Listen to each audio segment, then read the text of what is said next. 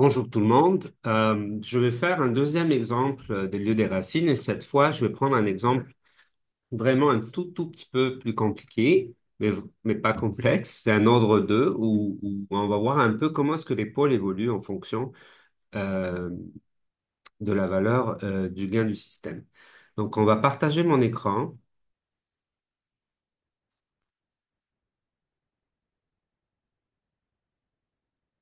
OK. Donc, ce que vous voyez ici, donc, c'est un système d'ordre 2. Donc, vous voyez là, le système à commander est d'ordre 2. On a un gain Kp qui est ici. Ce gain-là est variable et nous allons essayer d'étudier ce système-là et surtout de comprendre comment est-ce que les pôles de la fonction transfert en boucle fermée évoluent en fonction de l'évolution du changement du gain K qu'on applique au système qui varie entre euh, 0 et plus l'infini. Avant de commencer, je vais écrire la fonction transfert en boucle ouverte qui est au fait la FTPO. C'est Kp sur S fois S plus 2. Les pôles de la fonction de transfert en boucle ouverte, donc P1 de la FTBO, fonction de transfert en boucle ouverte, c'est 0 et P2 est à moins 2. Donc ça, c'est les pôles ou les racines du polynôme caractéristique de la fonction de transfert en boucle ouverte. Ce qu'il faut se rappeler, c'est que le lieu des racines représente les pôles de la fonction de transfert en boucle fermée et non pas en boucle ouverte. OK? Sauf qu'on verra que pour certaines valeurs, comme on l'a vu tantôt, que pour certaines valeurs, ces éléments-là se retrouvent un peu dans la fonction de transfert en boucle fermée. Je vais écrire donc maintenant ma f de s, qui est la fonction de transfert en boucle fermée, qui est calculée, c'est transmittance du chemin direct sur 1 plus t de s. Mais vu que tout ce qui m'intéresse, c'est le polynôme caractéristique, de ce fait, le polynôme caractéristique de la FTPF, de la fonction de transfert en boucle fermée, qui est f de s, c'est 1 plus ts égale 0. Vous pouvez aussi, si vous voulez, isoler le gain K. Quand c'est complexe, ici c'est assez simple, donc je ne vais pas nécessairement le faire, mais quand c'est complexe, il faut vraiment que vous isoliez le gain K, et donc vous écrivez K et une forme simplifiée de TS, puis c'est là que vous commencez à changer les valeurs de K. Donc là, ça me donne quelque chose d'aussi simple que 1 plus K, je l'ai appelé Kp, je ne vais pas vous mélanger, fois S sur S plus 2 égale 0. Et donc, en fait, ici, c'est déjà simplifié parce que le Kp est déjà isolé. Donc, je pourrais même l'écrire sous la forme 1 Kp fois 1 sur S plus 2. Et finalement, c'est lui que je vais varier. Ça me donne le polynôme suivant, 1 plus Kp fois S plus, pardon, euh, quelle erreur.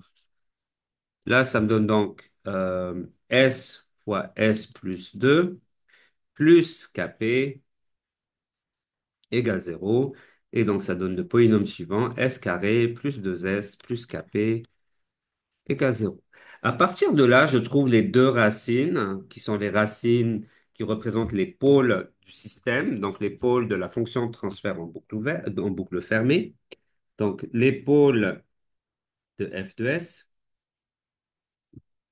qui est la fonction de transfert en boucle fermée, c'est les racines de cette équation qui vont donner deux pôles. Donc, c'est d'ordre 2. Là, pour l'instant, je vais juste les écrire. Donc, le premier, c'est moins 1 plus racine de 1 moins k. Et l'autre, c'est moins 1 moins racine de 1 moins k. On le voit déjà qu'il y aura une influence de la valeur du gain k ici. Parce que tant que k est inférieur à 1, à ce moment-là, la racine est positive, puis ça me donne donc des pôles réels. Aussitôt que k est supérieur à 1, ce qui est à l'intérieur de la racine devient négatif, et donc on aura des pôles complexes. On va venir dessiner le lieu des racines. Rappelez-vous, je rappelle encore, le lieu des racines, représente les pôles de la fonction de transfert en boucle fermée. OK? Donc, on va dessiner notre plan complexe. On va tracer notre plan complexe. On va utiliser des meilleurs mots. Et je vais le tracer pour plusieurs valeurs de k. Je vais commencer avec une valeur assez particulière sur laquelle on va revenir dans le futur, là, quand on fera des exemples complexes.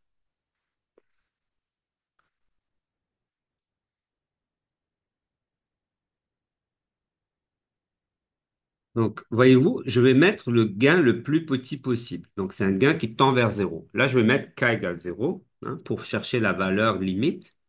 Pour k égale 0, P1 va donner moins 1 plus racine de 1 moins 0, et donc ça me donne 0. P2, ça me donne moins 1 plus racine de 1, pardon, moins racine de 1 moins 0, et ça donne moins 2.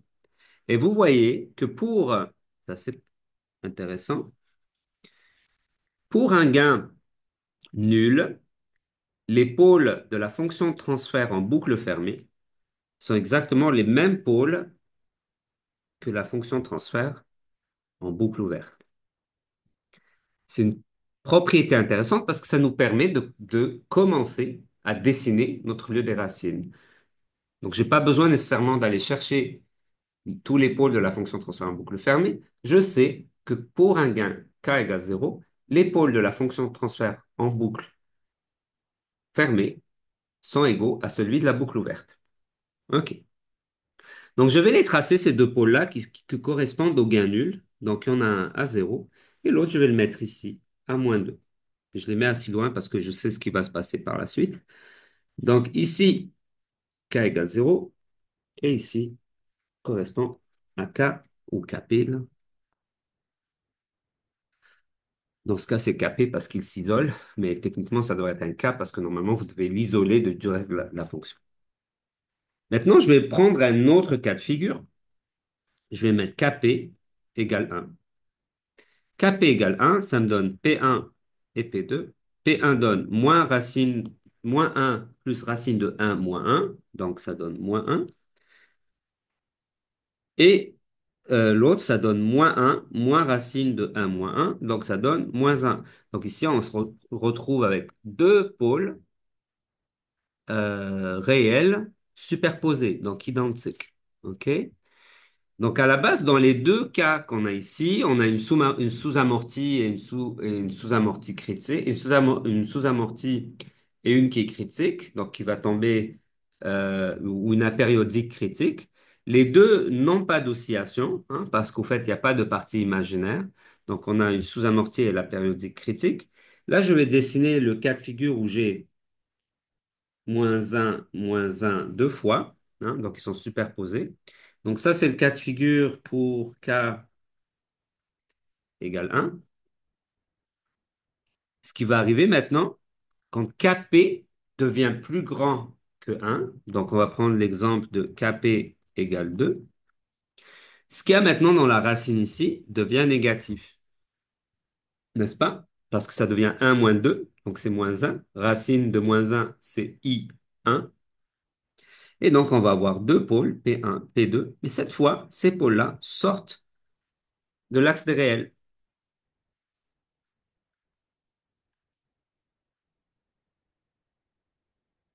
Il est évident que si l'un de ces pôles-là, c'est 1 plus i, l'autre va être automatiquement 1 moins i, parce que tous les pôles complexes sont conjugués. Donc là, je sors de l'axe, et le plus que je vais augmenter ce gain, et le plus que je vais venir m'éloigner de l'axe des réels. Donc, si je trace, prendre une autre couleur, si je trace mon lieu des racines, donc AK égale 0, je suis ici. Je vais rendre un peu plus épais. et un peu plus transparent.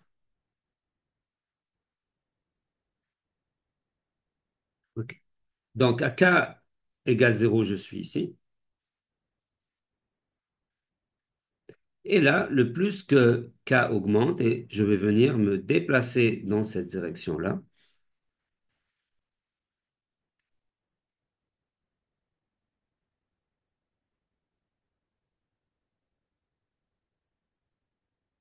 avec cette flèche comme ça. Donc, les pôles se déplacent comme ça, le plus que vous avez k qui augmente. À un moment, vous atteignez k égale 1. Vous vous retrouvez donc ici. Et quand k augmente plus que 1, ben vous sortez de l'axe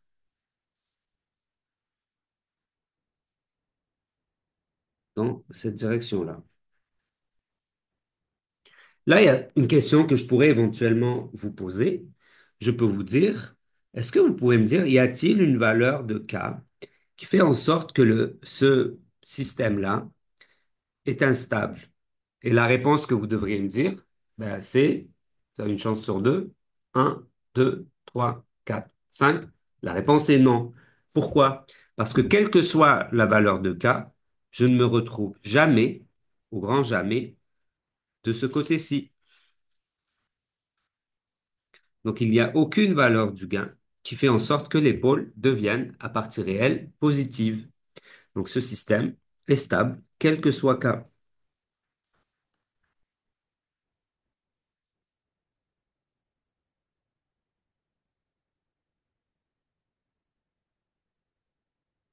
Une autre chose que vous pouvez, au fait, vous demander, je pourrais éventuellement vous dire, est-ce que vous pouvez me trouver le gain K qui fait en sorte que le système ait un amortissement de 45 degrés? Oh, pardon, un amortissement de 0,707. Un amortissement de 0,707, ça donne un argument de 45 degrés. Donc, tout ce que je peux faire, c'est tracer une ligne iso-amortissement à 45 degrés. Je cherche l'intersection, je la mesure, je trouve mon pôle, je viens remplacer ici et je trouve le gain K qui me permet d'avoir cet amortissement-là. Donc, c'est comme ça qu'on peut éventuellement utiliser le lieu des racines. Pareil, si j'avais vous donné un oméga n, ben, vous tracez un cercle, vous cherchez l'intersection. Si vous avez plus qu'une intersection, ben, vous pouvez choisir celui que vous voulez. Mais généralement, il y a d'autres éléments dans le cahier de charge qui vont faire que vous allez choisir entre l'un et l'autre. OK? Donc, on vient de voir le lieu des racines pour un système simple d'ordre 2. Puis par la suite, vous allez voir, on va voir des exemples un peu plus complexes où les lieux des racines ne se déplacent pas nécessairement en ligne droite. Mais ce qu'on a vu ici, c'est que les lieux des racines ont encore commencé à k égale 0 au pôle de la boucle ouverte. Et il est venu chercher des asymptotes de zéro parce que la boucle ouverte, dans notre cas, n'a aucun zéro. N'est-ce pas? Parfait, c'est fini.